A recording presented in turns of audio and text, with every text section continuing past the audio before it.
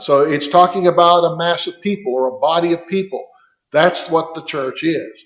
Uh, but it is synonymous with the kingdom. The kingdom of God is the people who are called out. That's what ecclesia means. They are the assembly. They are the congregation of the Lord's people. That is his kingdom. Not a physical kingdom here on this earth. Hopefully we have some influence on the governments of this earth so that it can be a better place to live, right? Not just for us, but for everybody. You think about that. When we establish government principles upon biblical principles, which this nation has done, and that's arguable, by the way. I know people are trying to erase that history, but this nation was founded on biblical principles. And because of that, it's been one of the best places in the world, the most successful places in the world to live for the last 250 years. In fact, that's how the nation had its beginning, was looking for religious freedom. People coming over from the old country to worship God the way they understood the scriptures to teach, in spirit and in truth. And so hopefully we want to influence the world this way. And yet we are not theocratic. There are religions that are that way, especially Islam. I like to point that out. Not being mean, it's just simply the truth of the matter. Islam doesn't want to just practice religion. You will leave you alone, you leave us alone type of thing. No, they want to establish their religion as the form of government. That's what they want to do. We simply want to, as Christians, influence the world to be a better place, to follow God's principles. That's all we're trying to do. What if the world refuses to do so? Well, it's the world. It's the world. We have an obligation to live a righteous life, but the world is going to do what it wants to do. All we can hope to do is to try to influence them. So there were some who would not taste death till they saw the kingdom come, and that turned out to be very true, didn't it? No doubts. No doubts at all. If Jesus said it, it's the truth. All who are of the truth hear his voice. Well, he spoke truly, didn't he? He's the exact opposite of what Satan is. Satan is the father of lies and deceptions. Jesus didn't deceive anyone. He told the truth very plainly here. Okay, verse 28, and it came to pass about 8 days after these sayings, he took Peter and John and James and went up into a mountain to pray. Now, there is one part of this verse that there are those in this world who regard this as a discrepancy. If you go into Mark's account, Mark in chapter 9 and verse 2, it says that it was after 6 days that this happened. Luke says after 8 days. Problem? Well, yes, in a way, it needs explained, doesn't it? We need to understand what the possibilities are here. And although we may not fully understand exactly why there's the difference in the numbers, there's a very easy explanation for what it could be. You know what that might be? How do you count the days? You counting whole days or you counting partial days? You see, if you count 6 whole days, what about a partial day after the sayings ended and just as those days, the events began on the final day, you can get 8 days if you count the partial days. But if you count just the whole days, the 24-hour periods, you can get 6 days in the middle. That's very possibly what's going on here. Not a discrepancy that is insurmountable. There are those who look for things like this and say, see, there's a contradiction. So the Bible can't be trusted to be accurate because there are times when these kinds of discrepancies happen. So how can we be sure that everything in the Bible is true? Well, rest assured, this is very, very easily explained. It doesn't make any sense for someone to say that this is an insurmountable problem. It isn't. Very easily understood. There were, in all likelihood, 6 full days in between, but 2 partials, one at the beginning and one at the end. That's easy to understand. It probably went up to the mountain in the morning on the 8th day and probably ended these sayings that he's talking about here in the evening on the first day. So there's Luke just including the first and the last day, partial days, and getting 8, whereas Mark just counts the days in between, the 6 full days. That's very easy to understand. So he takes Peter, John, and James. Usually James is mentioned first, but in Luke's account, John is the one who's mentioned first. I don't know that there's any particular significance to this, just the fact that these 3 were taken aside, and the 9 were left at the foot of the mountain. That's the thing to remember. There were the 12 that were following. 9 of them were left at the foot of the mountain, and 3 of them seems to be, we might call the inner circle, the closest to the Savior, perhaps. But these are the ones that he seems to lean on or rely on the most: Peter, James, and John. And so he takes these 3 up into the mountain to pray. And as he prayed, verse 29, the fashion of his countenance was altered, and his raiment was white and glistening. Luke's account is the only one out of the 3, and you can read the account in Matthew 17 as well as in Mark 9 of the transfiguration. Matthew and Mark's accounts are very brief.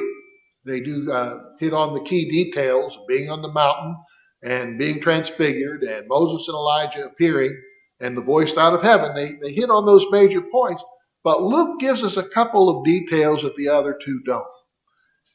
This occurs, first of all, when Jesus is praying. As he prays to the Father, it's then that this transfiguration occurs. What is the transfiguration, by the way? Anybody want to hazard a guess on that? What exactly is happening here? You know, when you see the depictions, and I'm going to say depictions, sometimes I put them up on the screen on the PowerPoint too. I hope you understand, those are not actual pictures of Jesus or of the disciples. Those are artist renderings. That's all they are, just to give us a picture in our minds. Some people don't agree with that, and I understand where you're coming from on that. I do not intend for those pictures, depictions, to be taken as literal. I depend on them as to be taken as a representation, an illustration of what we're talking about, period. That's it. No, I have no idea what Jesus actually looked like. Love to know that, wouldn't you?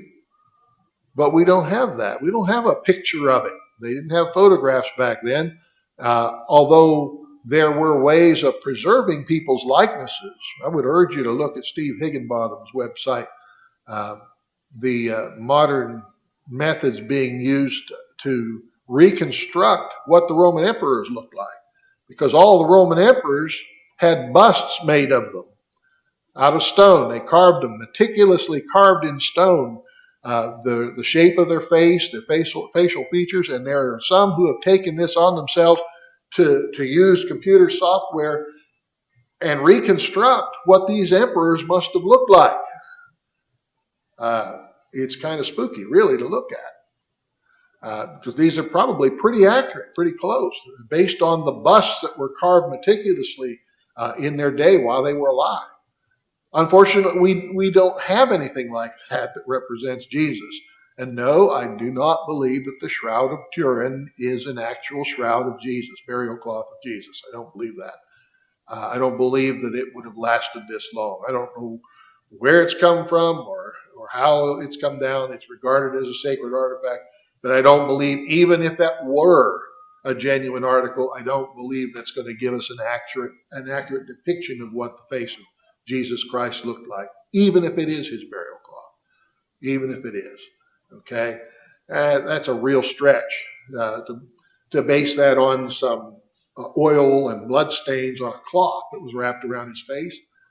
If that was actually the burial cloth, the burial shroud of Jesus, and again, it's inaccurate according to the scriptures, because what was wrapped around his face was a separate cloth, according to what the scriptures say.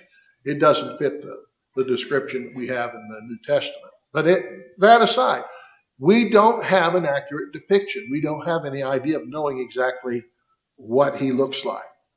But I'll tell you something, over the years that we have seen, the depictions that have been made of Jesus, and I know that you'll understand this. You'll remember this. When you see like the Renaissance paintings of Da Vinci or Michelangelo of Christ, uh, how can you look at a picture and know which one is Christ?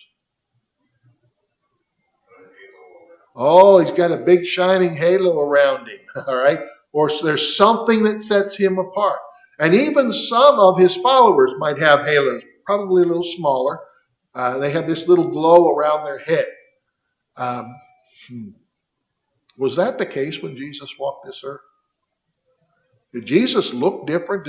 When he walked into a crowd, did people just stop and stare and say, look at the shining glow around his head? No, not at all. In fact, the book of Isaiah describes him in chapter 53. He hath no form or comeliness. When we shall see him, there is no beauty that we should desire him. In other words, it's not saying he was ugly. It's saying he didn't look any different than anybody else. This servant, this suffering servant of Jehovah, is just a man. For all practical intents and purposes, for all appearances, he's just a man. He was, in fact, human when he was here, wasn't he? But on the Mount of Transfiguration, something happened that showed that he wasn't just a man. I don't know exactly how he looked. All that's described here is that his raiment was turned into pure white, and it was glistening, glowing, shining, sparkling. Those are the kinds of terms that reminds me of. His countenance, that is his face. The countenance is your face, what your face looks like. His countenance was altered. It's different. So he's not just human now. They are actually seeing not all, but a portion of the glory that he set aside, that he emptied himself of. Remember what Paul said to the Philippians? The American Standard renders it this way. He emptied himself and became like unto us, became human. The King James said, though he thought it not robbery to be equal with God, yet he took upon him the form of a servant. Whichever translation you prefer there, the idea is it was not wrong for Jesus to be considered deity. He was and is. But he didn't grasp that deity to himself. He didn't parade that. He didn't walk around with a halo around his head, except perhaps on this one occasion. This one occasion, he looked different. Part of his glory was revealed. Now, the reason I say part of it is, what if all of his glory had been revealed right then and there? Bye-bye, Peter, James, and John. Because nobody can behold the glory of God in its entirety and live. God said that to Moses, didn't he? No man can see my face and live. So probably part of that glory was revealed. Not all of it, but part of it. This was done for what reason? Perhaps to strengthen the Lord. Perhaps to give him the encouragement and strength he needed to continue on. Perhaps to reveal to Peter, James, and John that this is not just a man who's setting up a rebellion against Rome. This is someone who's coming with an eternal purpose, someone with a spiritual purpose. This is not just a mere human being, although he is human. He is human for a purpose. And God's purposes are way above ours. So what is the purpose of the transfiguration? There are all kinds of guesses about it. We're not told exactly what the purpose is, but we can surmise it. We can understand part of the reasons why, at least, that Jesus was transfigured before them. He's going to look somewhat different. He's not just human. He is both human and divine. And even though the divinity part doesn't shine through all the time, he just looks like anyone else, still the disciples needed to understand that he was divine. Rob? That's another Christian reward of never going to see God in all his glory.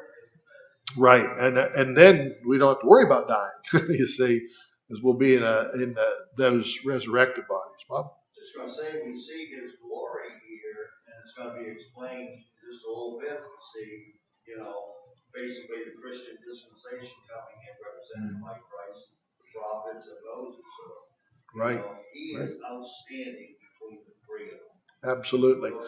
Not equal, not just part of the whole package, you take Jesus and Moses and Elijah. Well, and that's what we need to look at here. What do these two represent? Verse 30 says, and behold, there talked with him two men, which were Moses and Elias, or Elijah. Moses represents the law, the Pentateuch, the first 5 books. Genesis, Exodus, Leviticus, Numbers, Deuteronomy. Elijah represents the prophets, either those who wrote things like Isaiah, Jeremiah, Daniel, Ezekiel, or even those who didn't write books like Elijah. Elijah didn't write any books. Elisha, or Eliseus, as some translations put it, did not write anything that we know of, at least not that we have today. And yet they delivered God's word to the people, didn't they? Interesting, if you look at the time of Christ, you had the Pharisees, you have the Sadducees. The Pharisees believed in all the Old Testament just like we have here. They believed in all of this. And I say just like we have, not like the so-called Catholic Bible that has the apocryphal books in it. Did they believe in those? They did not. Genesis through Malachi, they believed in. That's the Pharisees. They believed in what they called the law and the prophets. They believed in all of that. How about the Sadducees? They stopped short of the prophets, didn't they? They believed in the first 5 books, at least to an extent. Did they believe in the prophecies, the prophets? How about the Psalms? How about the wisdom of Solomon, the Proverbs? They didn't believe in those, did they? They stopped short of these. They didn't follow Esther and Mordecai. And even though that book, as our young people are discovering, does not, it's the only book in the Bible that does not mention God by name. The only book. And yet it's evident that he's there. It's there, isn't it? You can't read through the book of Esther and say that it's trying to give us the impression there is no God. You're not going to get that impression at all. Why would Mordecai say to Esther, who knows if you've not come to the kingdom for such a time as this? That indicates purpose.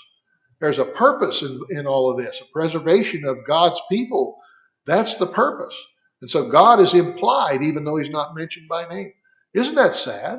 Isn't that sad that Sadducees they're named properly? That's sad, you see. They're properly named. Very sad that they kind of miss out on a large portion of what the Old Testament taught. Where the Pharisees did embrace all of that, they missed out for other reasons, didn't they? But we're talking about the entirety of the periods of Old Testament law, Old Testament rule, patriarchal as well as Mosaic age, aren't we? Because Abraham, before Moses comes, that's all patriarchal. And then after Moses, it's the Mosaic dispensation. But now we have Jesus. You got the law, you got the prophets, okay? And you have Jesus. We get kind of hard on Peter here, but can you understand why Peter said the things that he did? He's pretty overwhelmed by what he's seeing here. He's seeing the Son of God transfigured. He's seeing Moses and Elijah appearing to him and talking to him. Question, how did he know who Moses and Elijah was?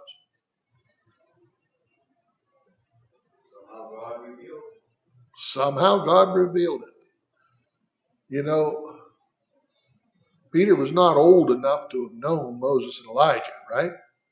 Yet he knew who they were on the Mount of Transfiguration some way.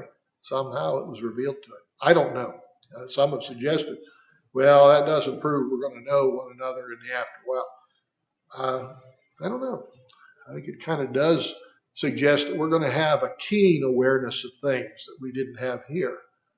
But, be that as it may, I'm not going to argue that point, but apparently Peter was able to recognize Moses and Elijah, who he never even met.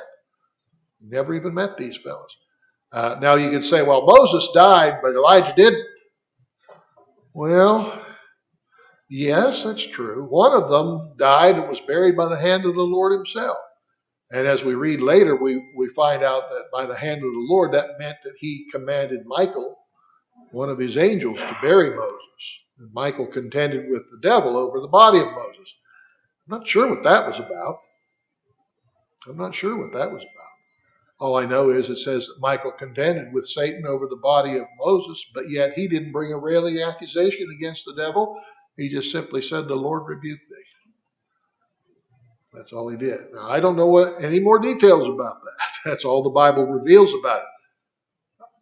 Moses was buried by the hand of the Lord, specifically through Michael, his servant. Elijah was caught up in the whirlwind. The fiery chariot separated between him and Elisha, his successor, and Elisha witnessed Elijah going into heaven on the whirlwind and his mantle falling to Elisha, and Elisha was able to carry on the work that Elijah had begun.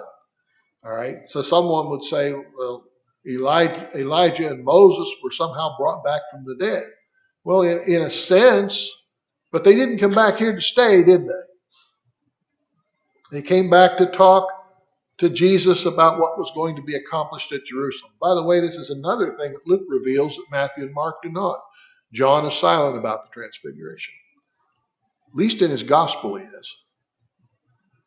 At least in the gospel account of John, there's no mention of the transfiguration.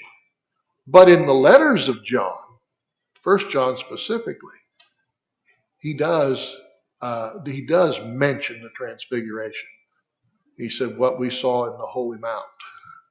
And he mentions, we are witnesses of this, that which we have seen and heard and our hands have handled of the word of life. And he makes a reference, I believe, to the Mount of Transfiguration, although he himself didn't write about it in the Gospel of John. Interesting, isn't it? I guess he figured, well, these guys said it all. I'll talk about something else. But then later he even mentions it. He brings it up in his epistles. But Luke's account says they spake of his decease. They appeared in glory and they spake of his decease, which he should accomplish at Jerusalem. And not one single word of this is recorded for us. A little frustrating, isn't it?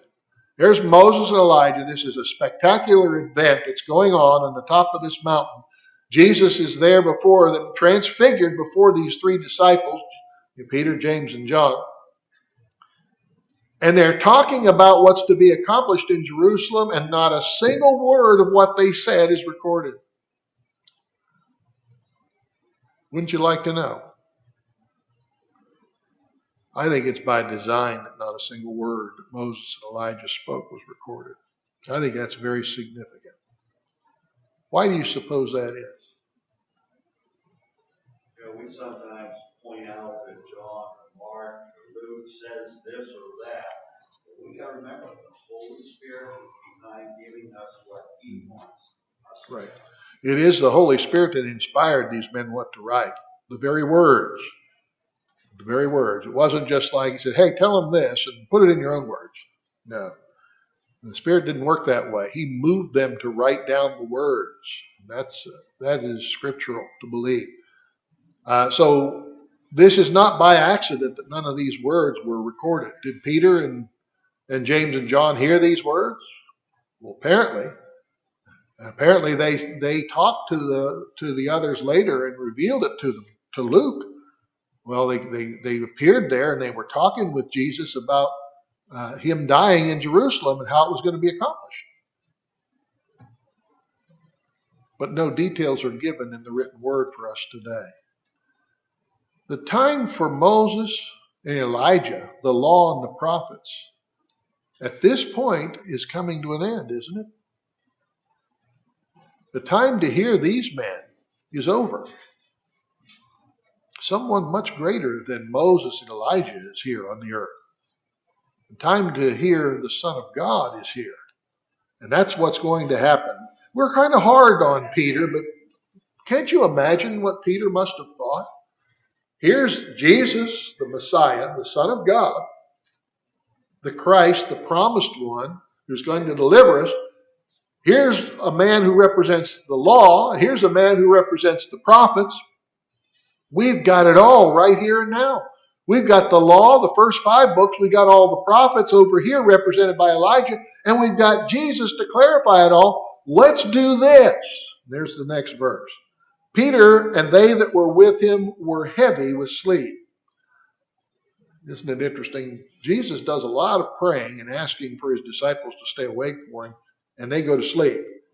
And when they were awake, they saw his glory and the 2 men with him. And it came to pass that as they departed from him, Peter said to Jesus, Master, it's good for us to be here. Let us make 3 tabernacles. You only got 2 too many. Let's make 3 tabernacles here. One for thee, one for Moses, and one for Elias. Not knowing really what he said. Luke gives him that credit on that, doesn't he? He really didn't know what he was saying. He's really kind of half asleep when he said it. It's like waking up from a dream. But you could understand why he might think this. I mean, all of their life has been based upon the law of Moses and what the prophets had said about the Messiah. So let's honor them. Let's honor the law. Let's honor Moses. Let's honor the prophets, and let's honor the Messiah. Let's just build 3 tabernacles here, and we'll worship in all 3. There's a problem with that, though.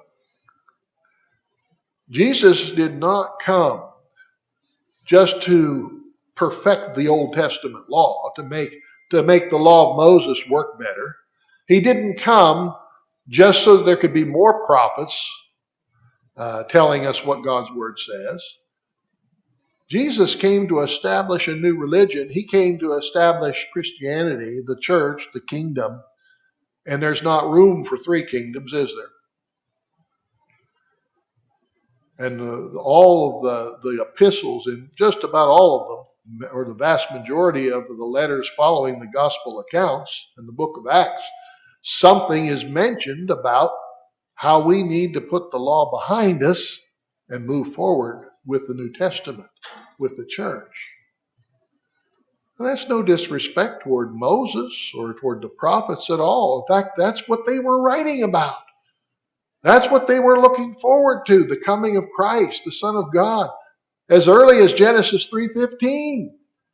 It goes back that far. After the fall of man, you've got the prophecy that there was one who was going to come that would put enmity between the woman's seed and the devil's seed. That's mankind and sin. There would be one who would divide that would take away the sins of the world. They were looking forward to that all the way back in Genesis. Eve was looking forward to that. In fact, when her firstborn son came into the world, she said, I've gotten a man from the Lord. There's very little doubt in my mind that she thought, could this be the one? It wasn't, of course. It was Cain. Remember what Cain was remembered for. Cain murdered his own brother. It wasn't Abel, because Abel, well, not to put a pun on it, but Abel wasn't Abel because Abel didn't live very long, did he? But through the line of Seth, people began to call on the name of the Lord, and then there were men, the descendants of Cain, who became very wicked, and descendants of Seth who were seeking the Lord, and then they kind of intermingled with each other, became wicked, and the flood came. Noah found grace in the eyes of the Lord, and only his family, and only those in the ark were saved. This goes clear back to the beginning of looking forward to the coming of the Messiah into the world, and him not coming until after the Garden of Eden, at least 4,000 years later. It took a good while for him to get here. It took the fullness of the time. God had it in mind exactly how he was going to do that. So we get we're rough on Peter here for making this mention, but we can see where he's coming from. They regarded the law and the prophets with a great degree of honor and respect. And so they thought here that they're going to put Jesus on an equal footing with the law and the prophets. There's a problem with that. Ron? I can understand some Peter's actions and the other apostles at the time because they didn't fully understand what the kingdom was about. They were looking for an earthly kingdom. That's why when Christ put to death on the cross, they were all messed up. They thought they're going to kingdom. Right. They were all messed up because they thought, well, that's the end of it. It wasn't. That was just the beginning. But see, in what they would have regarded as a perfect world, that Jesus would come, set up this kingdom, and they would be able to worship in the tabernacle, in the temple, and have all of the riches and the wealth of the world flowing into Israel again.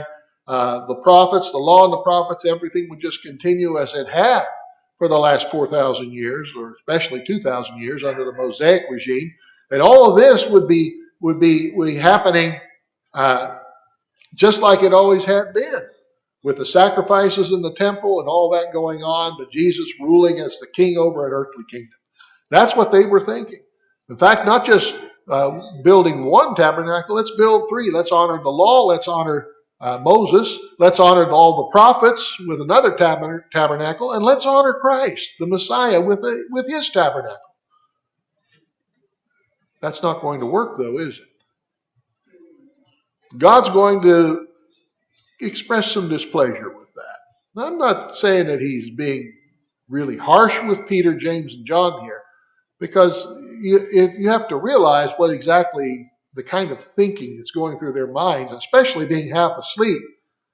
And so they make this comment. Peter makes this comment. It sounds like a good thing at the time. While he thus spake, there came a cloud and overshadowed them, and they feared as they entered into the cloud. So something's about to happen. It's going to shake them up quite a bit. A great cloud is coming. And as they entered into the cloud, they're fearful. And there came a voice out of the cloud saying, "This is my beloved Son, hear him." Wonder why none of the words that Moses and Elijah spoke were written down? Absolutely. There it is. The time to hear Moses and the prophets is over. At this point, it's time to hear the words of the Son of God. Look at Hebrews chapter 1, verses 1 and 2. God, who at sundry times and in divers manners, that's King James English, that just means in many different times and in many different ways, hath in the past spoken unto us by the prophets. But in these last days he has spoken unto us by what? His Son. By the way, when do the last days begin?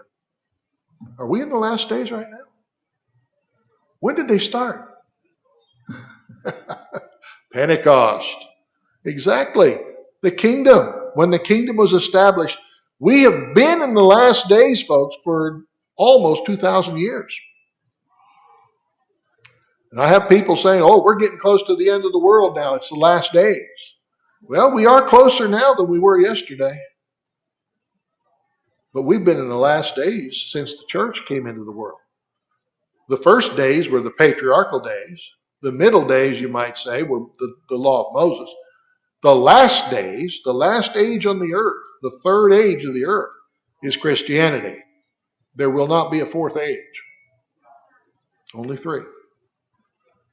The end of the third age, the end of Christian age, is the end of the world, the universe, and everything that we see. All the physical existence will go out of existence. That'll be the end. Eternity will transition into eternity. Okay, we are out of time here. We'll pick up there, Lord willing, in verse 36 and finish our discussion on the Transfiguration. Lord willing, next Sunday.